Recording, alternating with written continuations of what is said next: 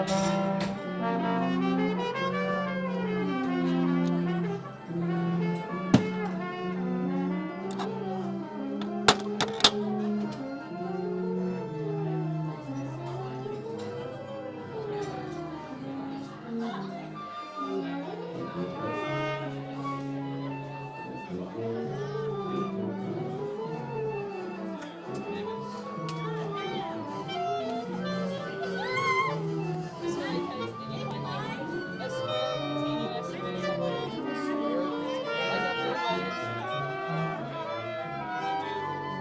swear I did see that actually.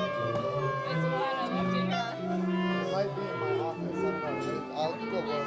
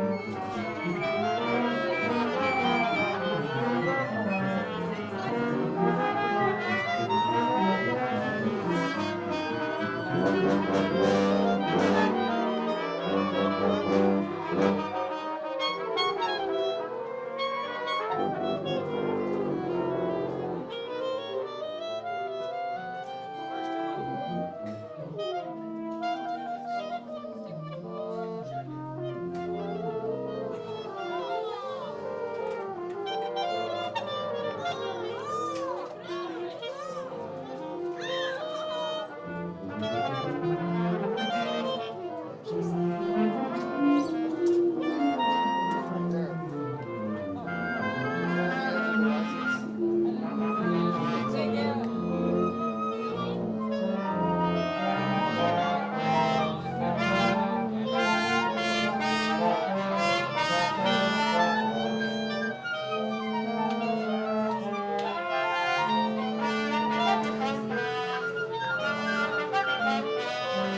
the edge of the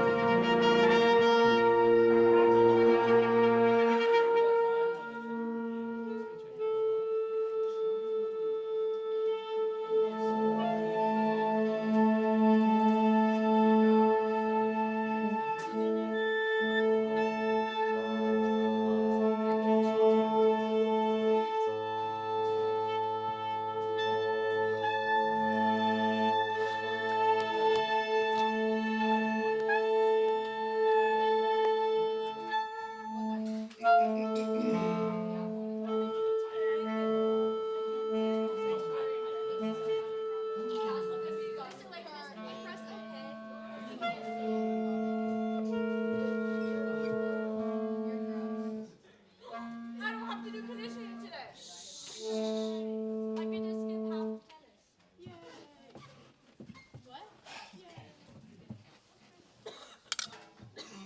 Hi. Happy Tuesday. Welcome to Wind Band class. Um, all right, so today, do I have any announcements? Nothing new. We're just keep on going. Taylor, you dropped your phone. Okay. So today is going to be a concept-based day. Um, we got asked actually to participate in a research study. So you are all guinea pigs right now for a professor at the University of Florida. His name is Dr. Marshall Hammond. But none of you are in the video. The research study is about me, and they asked if you could be the test subjects. So I'm the guinea pig, and you are just doing what I ask you to do. So um, today is the idea. The idea of this study is to determine how I teach you a concept-based versus a performance-based class. So today is concept-based, which our concept is listening to adjust. We're going to do some singing like we did yesterday, and we're going to apply that to our concert stuff. So we're still gonna play Sanctuary, and we're still gonna play Prelude Siciliano and Rondo, but it's gonna be a little bit different to work on concepts today. Today's concept is listening and adjusting. Cool? All right. Scale of the day. That's what we're starting with. G major scale, please. I'll play. Hold on. Here we go. Just to get the juices on your faces going.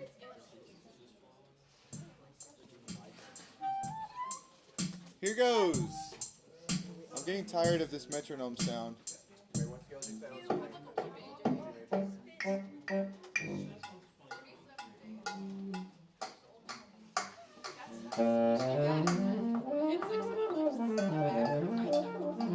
Here's G major. Here goes G major. One and two, and G major and.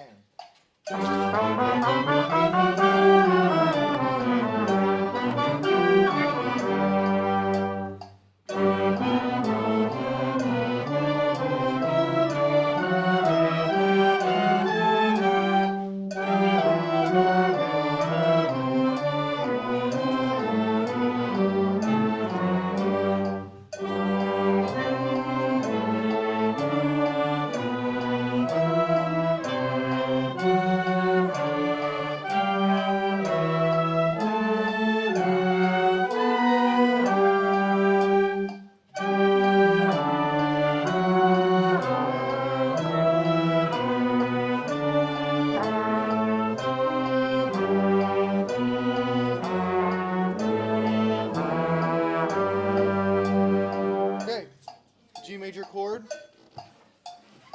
One of the three notes in a G major chord. Play it. I don't care which one. Tubas, you stay on G. And 1, 2, and. Try that again. Try that again. G.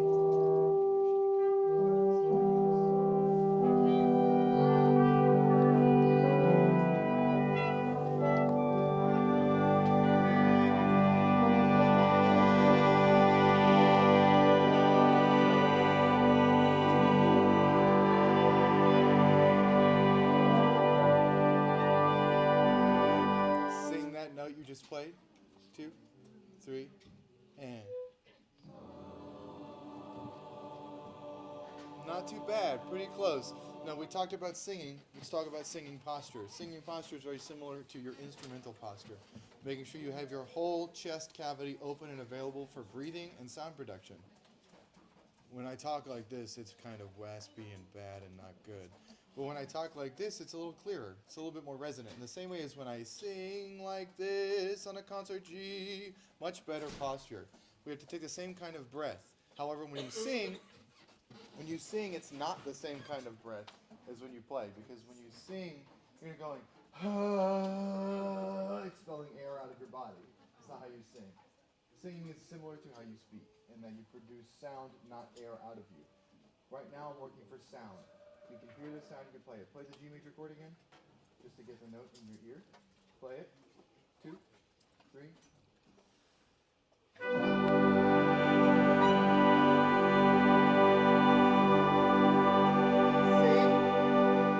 Sing.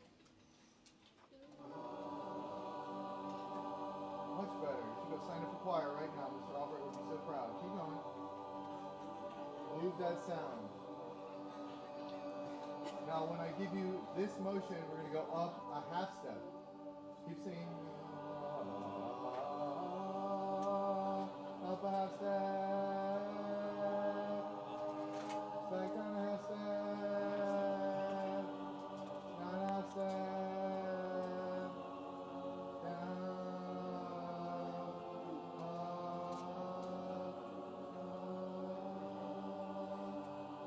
Okay, would you say that most of those chords were in tune? Why? Why would you say that? How do you know? Are you just guessing because you think that's what I'm going to tell you? Do you think that they're actually in tune, Anthony? I think the longer that people were singing, their jaw would go up and then would happen. Would happen. And so there's some kind of physical change that happened that made the tone go one way or the other. Lex. I think for non-experienced singers, moving half steps kind of throws off like the sound of the actual original chord. Right, that's fair because the timbre changes a little bit. You start to think, and then other things happen. So those two ideas work together hand in hand. Lexi, did you have your hand up or are you taking your glasses off? No, I have my hand up. Okay. I thought that Lexi said it, but I might be deaf, but it's like when you keep going like up and down, like you start to like lose like your note, Mm-hmm. I guess, and then like it sort of becomes like lost. So right now what we're doing with this exercise of making you sing up and down chromatically is keeping you engaged as you go. Because if you don't pay attention, the same goes for when you play your instrument. If you don't pay attention while you're singing, your pitch is going to change. The same thing happens when you're playing. I know when you're playing you have 500 other different things you're thinking about. Fingerings, articulations, dynamics, all that stuff. But right now we're strictly going for how it sounds. So let's find the most in tune we possibly can. Here's your 3 notes. There's your G major chord. Sing.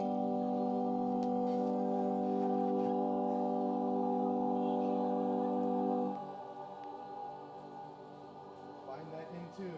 Okay, let's talk music theory. The third of a major chord should be what? No, just any major chord, intonation-wise. Have you talked about this before with anybody? It may have been glossed over, just kind of mentioned in the past. When you play a major chord, and you have, nope, not that one. When you have those 2 notes together, in order for it to sound like an in-tune major third, that third has to be lowered by 13 cents. You know what cents are? Cents is the degree to which, not money, the degree to which intonation is measured. So it has to be lowered a little bit. So if I go, if I'm thinking, here's my G, if I'm taking a third, that was a major third, right? It's a little too flat. How about this? A little too high, right? Do you hear the difference? Yeah. You can hear it, you acknowledge it? Okay. Sing your major third above this, sing it, and.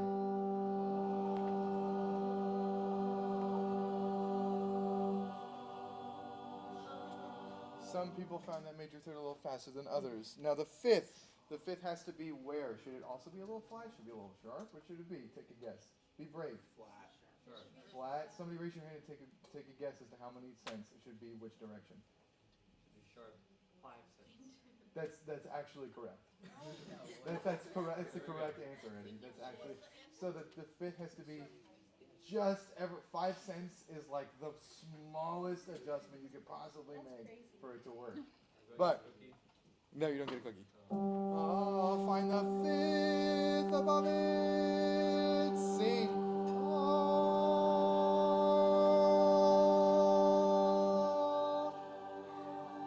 Oh!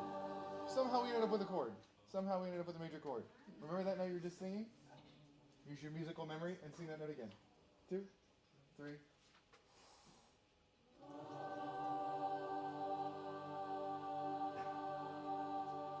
Now up a half step.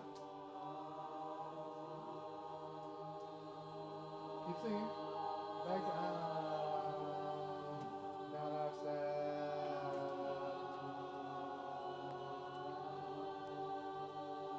So when we made it back to home base at G major, it was back in tune. But as we were going up and down and around the town, we started to get lost as to where things are. This is important for when we play our instruments. We're going to do the same thing on instruments. Now, trumpets, if you play a C sharp, what is that note typically going to be because of that fingering? If you play a C sharp 1, 2, or 2, 1, 2, 3, that is already going to be, if I look at my handy dandy tuner, 28 cents sharp. And it's supposed to be 13 cents flat. Making that adjustment to fit into the G major chord. Same thing with the C sharp above. That one's actually a little flat, but here we go. G major chord playing. Use what we just talked about to tune that chord. Here we go. Tune the chord. 1, 2, 3.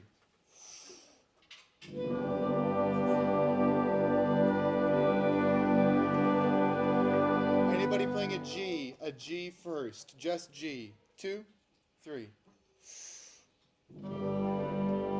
Make adjustments. Make sure just the G's for now.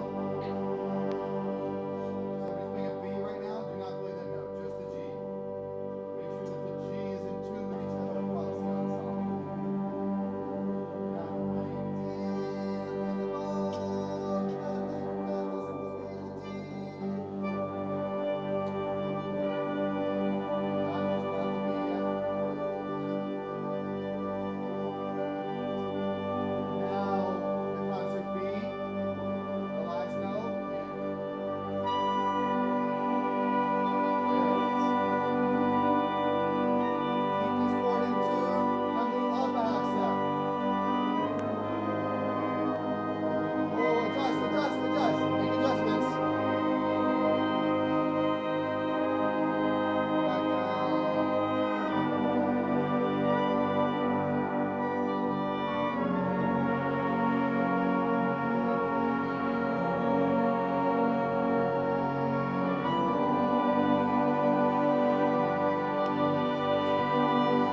Start that on a different chord. Let's hear.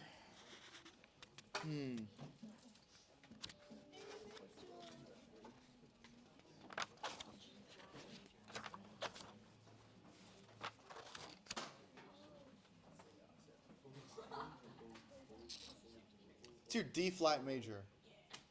D flat major. Let's hear that. Play it. D flat concert major. 1, 2, and.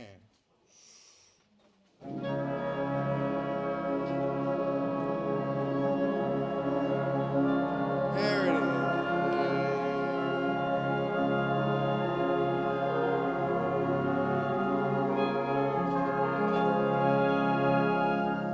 There's your reference. D flat, F, A flat, sing, and.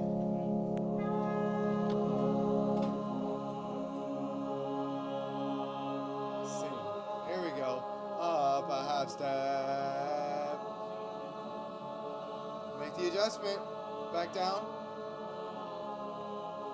Down a half step.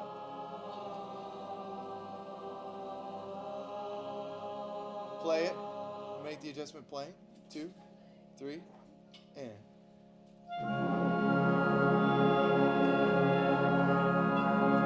Up a half step.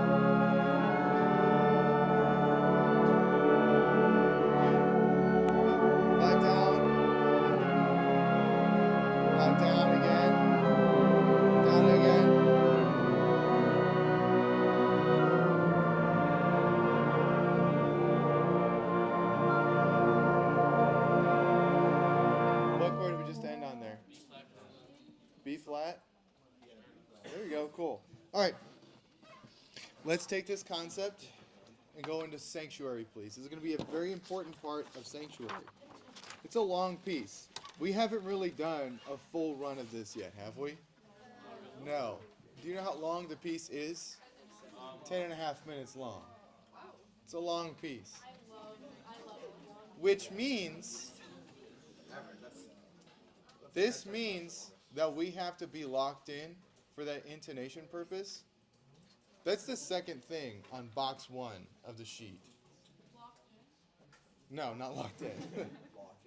the whole band has to sit like this in between pieces as we pay attention. That is not true. I made that up. Okay. On our adjudication sheet, the first thing is tone quality. The second one is intonation.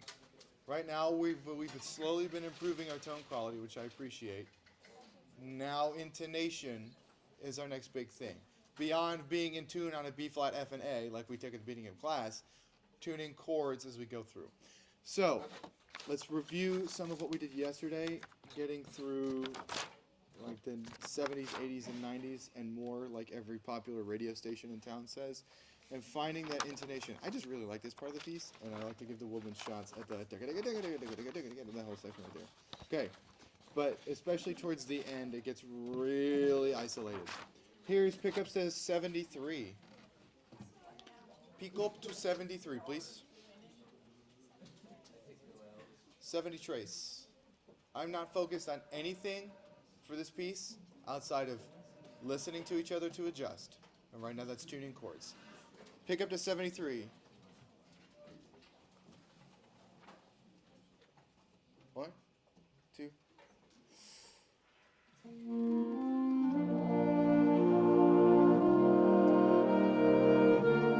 Half notes, this is all about you.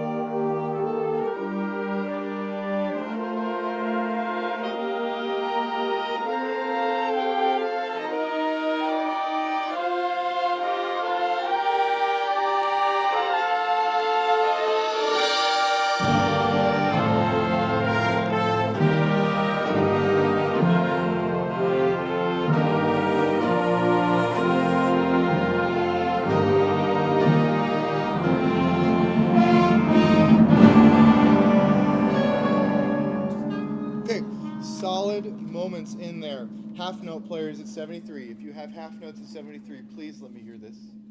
1, 2, 3, and.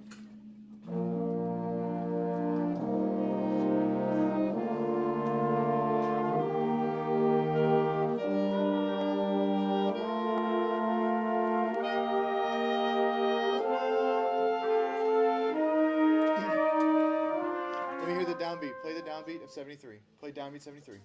2, 3, downbeat 73. Sing that chord. Sing it. And.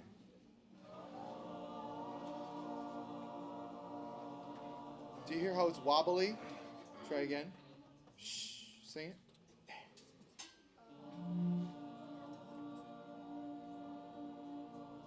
What's the root of that chord? If you have the root of that chord, sing it. And. That's correct. Everybody sing that whole chord. 2, 3, and. Tune to the root. There we go. We made adjustments. It sounded better. Play it. Make those same adjustments you made while singing. Play it. 2, 3, and. Next chord. Sing this chord. Sing it, and. There's some dissonance in there, but that's right. We have the against the. It's a major ninth. It's an interesting interval. Play that again. You heard the weird wavy lines. Play it now and go.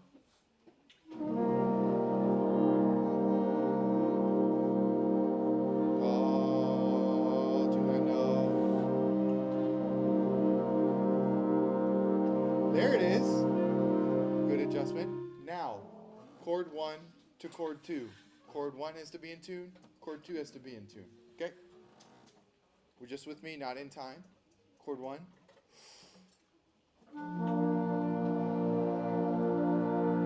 Okay, chord 2.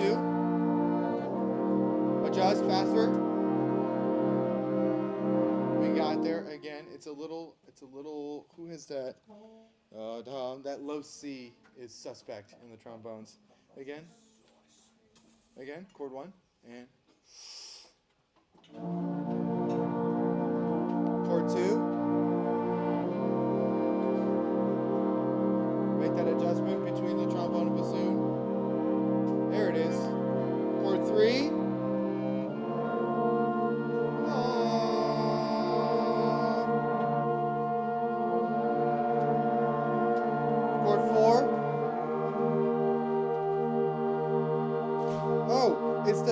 tenor sax, the B natural, horn 3/4, the E natural. That is my favorite note in that third chord there. It needs to be more. Yeah? It sounded great. I just it needs to be louder. Again, intonation is better. Make the adjustments faster. Here we go. Again, I promise we'll move on. We'll put this in context. 73 half notes. Chord 1 and. Chord 2. Here we go. Chord 3. Chord 4. Keep going. Chord 5. Oh, adjust. Adjust. Oh, this is your root now. Chord 6. Chord 7. And chord 8. Oh, that top note was a little flat. Okay, put that into context. That bedrock foundational stuff is what makes the melody possible. 4 and 1, 2, 3, 4, 1, 2, 3. What is that outlining? When I sing that. 4 and 1 and 2 and 1 and 2. What is that? It's a spelling out. It's the arpeggio. It's the chord. Right, and that goes along. Da da ba ba ba ba ba ba ba. It happens over and over again. You're spelling out the chords that are happening in the half notes. Half note players, you have to be in tune. Pick up to 73. Put that in due context. We'll go on. More chord tuning is coming, I promise. 73. 1, 2, and. Pick up to 73. Try that again. Pick up everybody. 1, 2, and.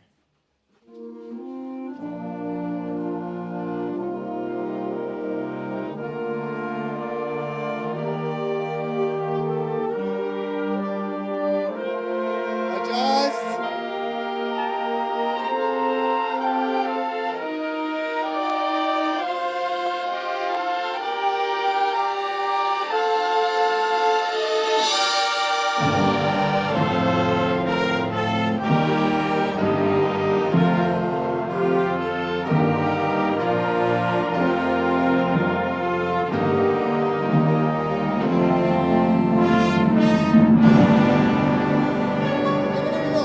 Oh man, that was so close. That was so close. 79. 79, let me hear the folks who enter on beat 2. Beat 2 entrances in 79. Just hold that beat 2. 2, and go rest. Just beat 2, just beat 2. Again, and rest.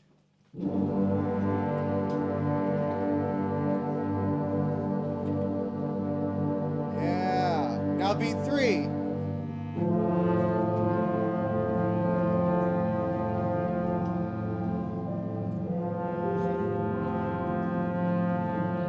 More trombone 1, less trombone 2, 3. Better, better. Trombone, just beat 3 trombones. Let me hear that. Beat 3, it's an F and a C. Ready? And. There it is. The C was a little low at first, but you heard he made that adjustment. That was good. Okay, everybody 79. Those 2 chords, rest. Chord, chord, every quarter note and half note is a new chord. And it goes somewhere. That's why we have to adjust so quickly, yeah? 79, please. Pick up to 79.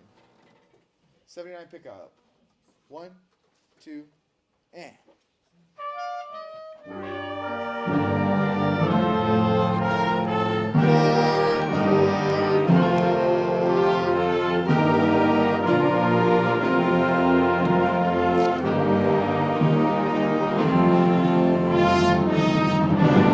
Hold on. 83 downbeat. 83 downbeat. 83 downbeat. Let me hear that. All of those chords were so much nicer than they were yesterday because we're checked in. We're locked in, yeah? Laser focused. 83 downbeat now. What what chord is this at A3 downbeat? G major. Imagine that. A3 downbeat. 2, 3.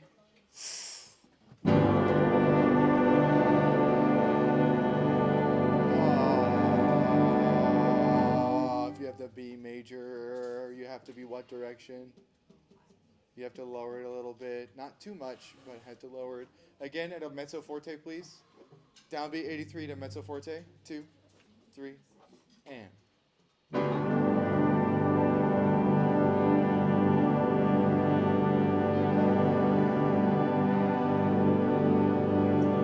Now play to the written dynamic.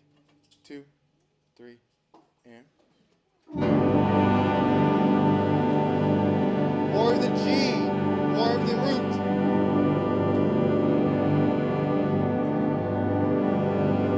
Yeah, much better. Okay, take the 2 measures before now. 2 measures before and arrive there. Arrive where it's in tune on the downbeat. 81. Beat 4 of 81 can still be more in that C. Here we go. 2, 3, and.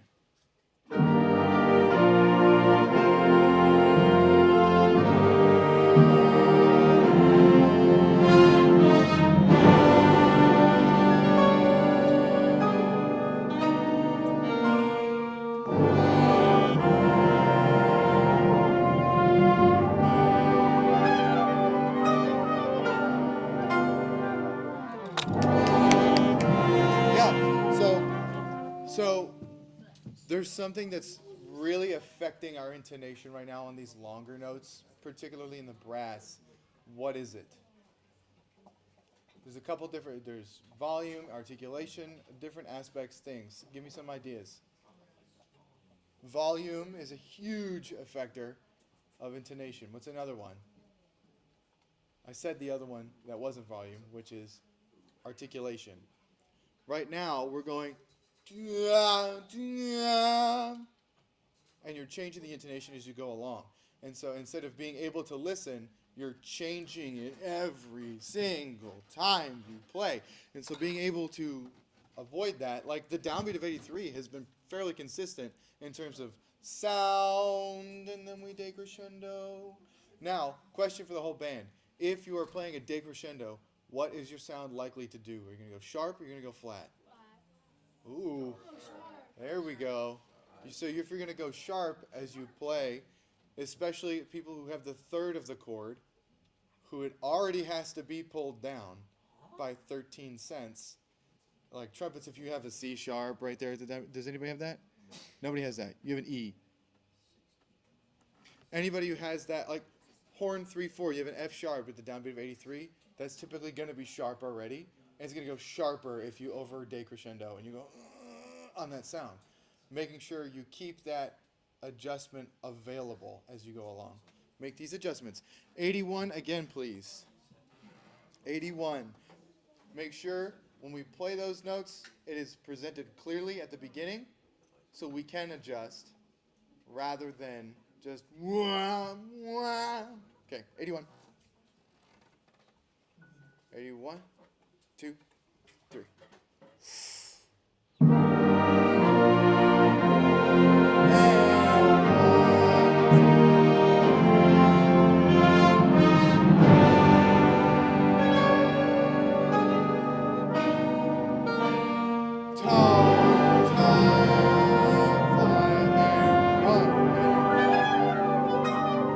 Very nice, brass.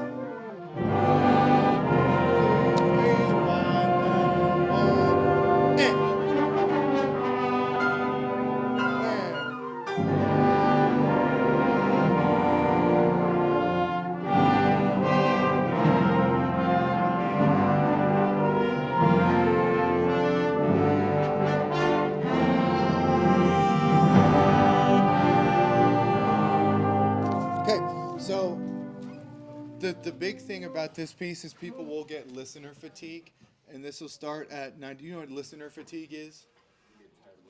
You get tired of listening to the same things happening over and over again. So 91 is important because it's different than it has been.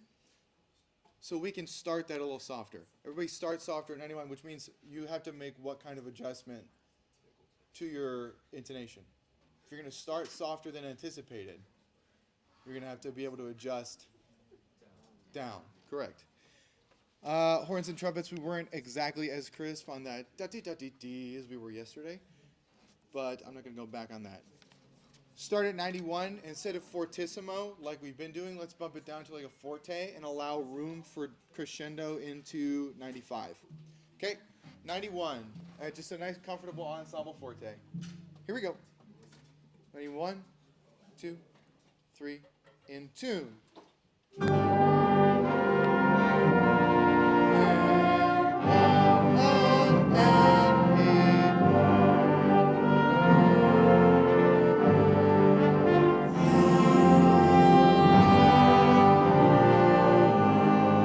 Listen to the tuba. They have the root.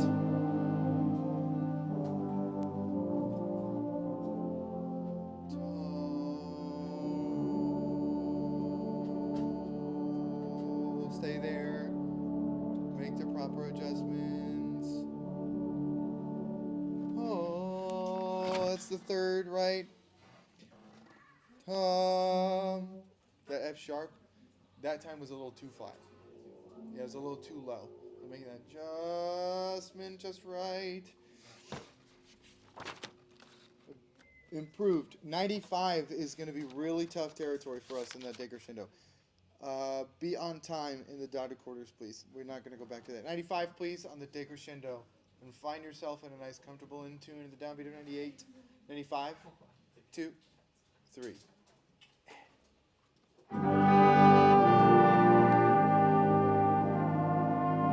Listen down. Listen down.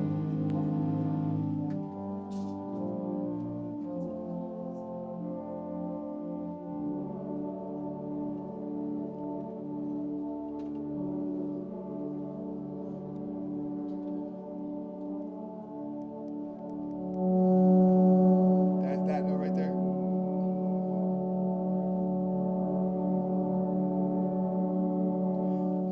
What chord is that right there? If the third is an F sharp, which means D major, which means that D on those low brass instruments are probably going to be a little sharp.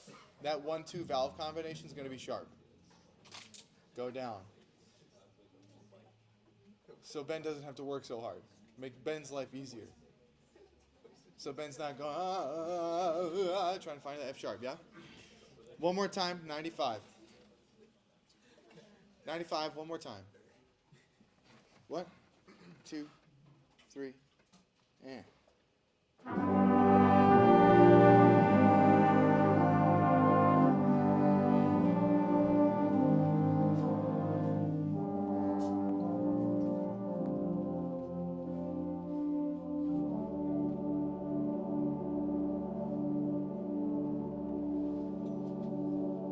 And now hold that, clarinets. It's your turn after that.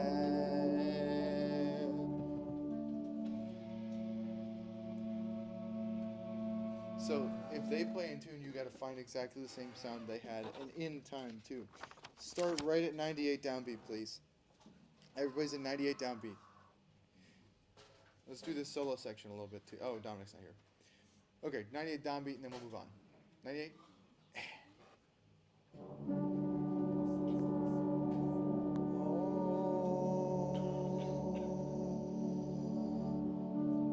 Now you all release. Clarinets, you going. And 101. Now it feels a little bit less balanced too, because the lowest note is Aubrey, but Aubrey's not playing an E for your sake. She's playing a B. So instead of it sounding,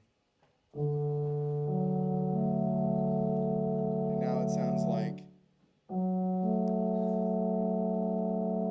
it's the same chord, but it's a little bit less stable. Yeah? Cool. Good on that. Let's do some more chord balancing in Prelude, Siciliano, and Rondo, please. Movement 3.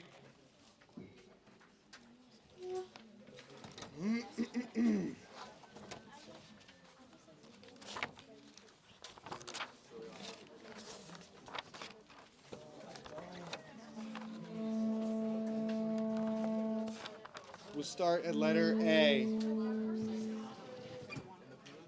Movement 3. Yeah,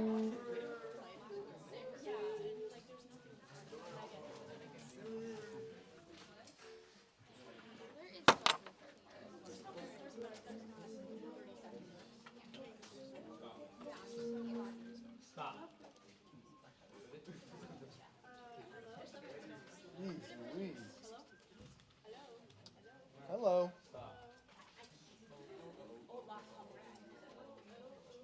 Bumpy today. Maddie's, I don't know what Maddie's doing. Trying to. Your ears hurt? Why do your ears hurt? That's not good.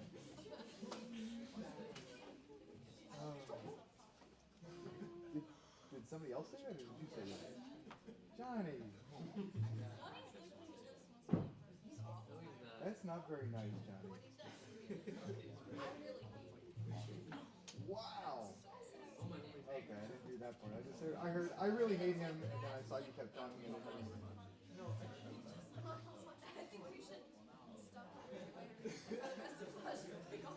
no. I will share a story though. Story time. About Johnny that I don't think he knows exists. So on middle school night during football season, I don't know what was going on, but we had just gotten ready to go outside and line up, and so Miss Hatzel was there, and she was still in the auditorium. And I guess somebody forgot something, but Johnny came back into the auditorium when he, I guess, thought nobody else was in there, and he like slammed his hand down on the stage, and he just yelled really loudly, and he was like, he just said "bonehead," and that's all he said. I didn't say that. That's the story I was told. Oh, I would have said it screamed something else. I don't know what it was, but That's crazy. that's one of those moments where you think nobody's watching. I had this turn like I was in the auditorium alone, like before something, and I was just like being like dramatic. I wish I had that. He was heated. Johnny was not happy. I don't know anything other than that. That's all that I know.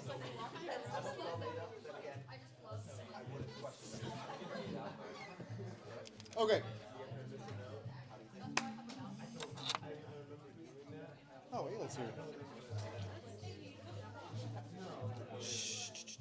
So, again, the intonation of the background people is going to be something that gets us either the score we want or the score we don't want when we get there. So, that's why this concept is important.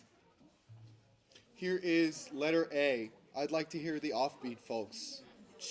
Letter A of movement 3, prelude SNR. We're in the rondo. If you play that, and, we're back.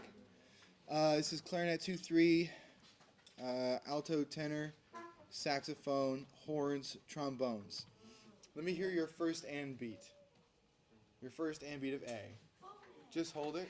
1, 2, 3, and.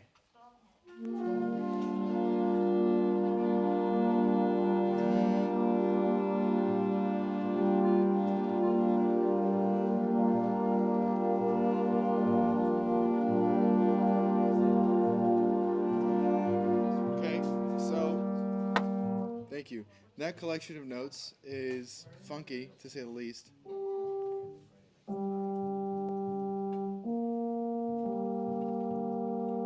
And then we've got, this is a B flat, and then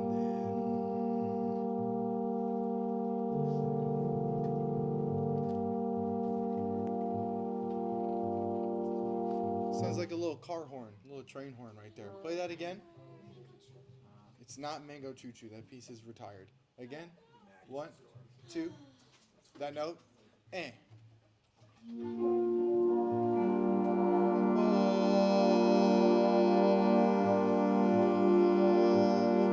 So what that is a G minor 7 chord. It's a G minor 7 chord. 1, 2, 3, and.